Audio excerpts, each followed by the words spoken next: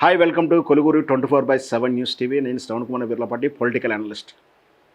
ఒక breaking news చూస్తున్నాం. అదేంటంటే రంగనాథ్ గారికి హైడ్రా కమిషనర్గా పదవిచ్యుత్ చేయండి, అక్కడి నుంచి తొలగించండి, అక్కడి నుంచి ట్రాన్స్ఫర్ చేయండి. High court chief justice Anil Kumar Julakanti గారు తెలంగాణ సెక్రటరీకి, అంటే తెలంగాణ గవర్నమెంట్ సెక్రటరీ అయినటువంటి సెక్రటరీ గారికి ఉన్న పరంగా ఇతన్ని ట్రాన్స్ఫర్ చేయంటూ ఆర్డర్లు ఇచ్చారు. ఇతని మీద చాలా హైదరాబాద్ మీద చాలా కేసులు ఉన్నాయి. ఆ కేసులు ఏంటంటే ముఖ్యంగా ఇతని మీద కేసులు అంటే ఇతను అనవసరంగా మా మీద హైడ్రా తీసుకొచ్చి కూలగొట్టాడు, ఇవన్నిటికన్నా ఇతని మీద కోర్టు ధిక్కారాలు ఎక్కువగా వినిపిస్తూ ఉన్నాయి. అది హైకోర్టు సీరియస్గా తీసుకుంది. రీసెంట్గా మనం చూసాం కదా, మీరు ఇంకొకసారి ఆ ల్యాండ్లోకి వెళ్తే ఆర్మీతో అరెస్ట్ చేయిస్తాను, ఆర్మీ నుంచి లోపడేయిస్తాను, స్పష్టంగా తెలుగులో లోపడేయిస్తాం ఆ రంగనాథ్ గారిని, ఇంకొకసారి మీరు దాని జోలికి వెళ్తే ఆర్మీతోటి మిమ్మల్ని అరెస్ట్ చేయిస్తానని చెప్పి గౌరవమైనటువంటి జడ్జి గారే వ్యాఖ్యానించారు. ఈయన తీరు పట్ల అంత అలసత్వం ఉంది. ఇక్కడ సేమ్ మళ్ళీ ఈరోజు కూడా దానికి కౌంటర్ ఏదో ప్రజెంట్ అమ్మని చెప్పి కూడా ఆర్డర్ ఉంది. ఈరోజు కోర్టు విచారణలో భాగంగా చాలా ధిక్కరణ కేసులు ఉన్నాయి. కాబట్టి ఉన్న పలంగా రాష్ట్ర ప్రభుత్వంకి సంబంధించినటువంటి సెక్రటరీ ఏంటంటే మేడం గారికి, సెక్రటరీకి ఉత్తర్వు ఇచ్చాడు, ఇతన్ని హైడ్రా నుంచి పదవుల నుంచి తప్పించండి అయి ఉన్న పలంగా ఆయనని అని చెప్పేసి కోర్టు ఆర్డర్ ఇచ్చేంత స్థాయికి వచ్చింది రంగనాథ్ గారి యొక్క తీరు. ఇక ఇప్పుడు మనం మాట్లాడుకుందాం. మొదటి రోజు నుంచి హైడ్రా అనే పదం వచ్చిన కానించి, హైడ్రా విధానాలు పని ప్రారంభించిన కానించి, దానికి రంగనాథ్ గారు పదవి స్వీకారం చేసిన కాంచి, బాధ్యతలు స్వీకరించిన కాంచి, మొదటి రోజు నుంచి మొదటి క్షణం నుంచి నేను ఒకటే క్వశ్చన్ అడుగుతూ ఉన్నాను.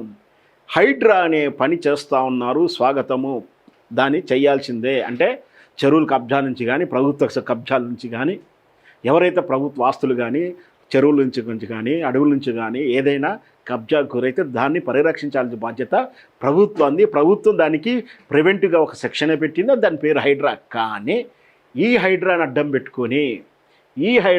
పెట్టుకొని రాజకీయాలు, కుటిల రాజకీయాలు చేస్తున్నారు అనేది ప్రధాన ఆరోపణ. హైడ్రా రంగనాథ్ గారు చేపట్టినటువంటి ప్రతి యాక్షను, ప్రతి వీకెండ్ యాక్షను, శని ఆదివారం వస్తుందంటే కొంపలు గూలుతున్నాయి హైదరాబాదులో. తెలంగాణలో శని ఆదివారం వస్తే పేదవాళ్ళ గుడిసెలు గూలుతూ ఉన్నాయి, శని ఆదివారం వస్తే కొంపలు గూడిపోతూ ఉన్నాయి, బుల్డోజర్లు వెళ్ళిపోతూ ఉన్నాయి. అవి వెళ్తున్నాయి కానీ అది కబ్జా గురైనవి అనే ఆరోపణ. కబ్జాలో అంటే ఎఫ్టీఎల్లో ఉన్నాయి, ఎఫ్టీఎల్లో లేని ఇవన్నీ ఉన్నాయి. వాస్తవానికి అవి వాటి మీద ఆరోపణలు ఉండవచ్చు, నిజంగా నియమాలు ఉల్లంఘన ఉండవచ్చు.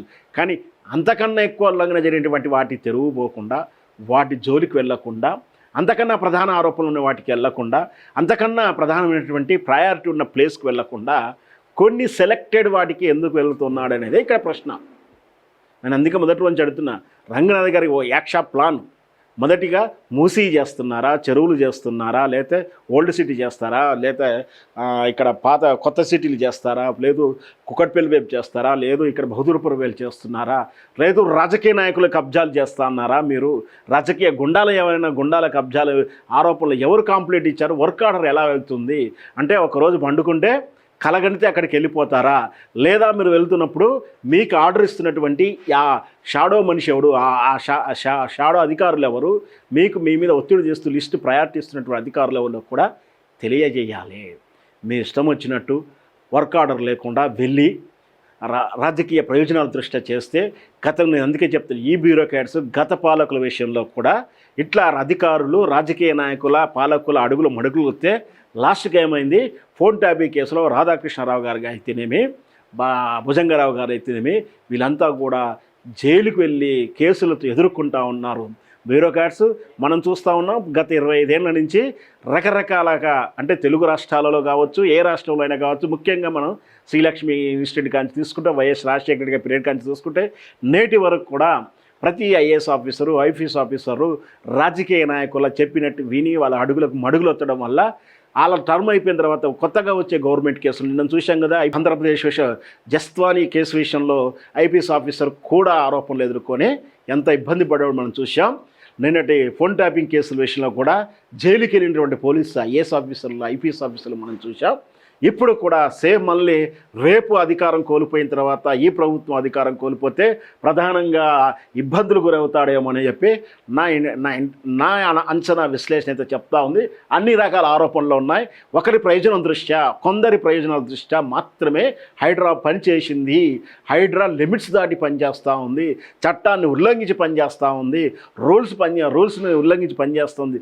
చివరికి కోర్టు ఆర్డర్ను కూడా ధిక్కరించి పనిచేస్తూ ఉంది, కోర్టు స్టేలున్నా కూడా ధిక్కరించి పనిచేస్తూ ఉంది, కోర్టు ఆర్డర్లు కూడా ధిక్కరిస్తున్నారు. కాబట్టి పలు ధిక్కరణ కేసులు ఉన్నాయి. కాబట్టి రంగనాథ్ గారిని ఉన్న పలంగా హైడ్రా నుంచి తొలగించండి అని చెప్పి చీఫ్ సెక్రటరీ గారికి ఈరోజు ఆర్డర్ ఇచ్చినట్టుగా తెలుస్తూ ఉంది. మరి ఈ విషయంలో రంగనాథ్ గారు ఎలా స్పందిస్తారో, రాష్ట్ర ప్రభుత్వం ఎలా స్పందిస్తుంది, ఏమేమి జరుగుతాయి, ఇవన్నీ వేచి చూడాలి. ఇప్పుడు మాత్రం ప్రస్తుతానికి పోతే ఇది బ్రేకింగ్ న్యూస్గానే ఉంది. ఖచ్చితంగా ఇది రాజకీయపరమైనటువంటి హైడ్రా రాజకీయాలకు వేదిక అయింది, కలెక్షన్లకు వేదులైంది. తమకు అస్మదీయులకు తస్మదీయులకు మాదిరిగా పనిచేస్తూ ఉన్నారు.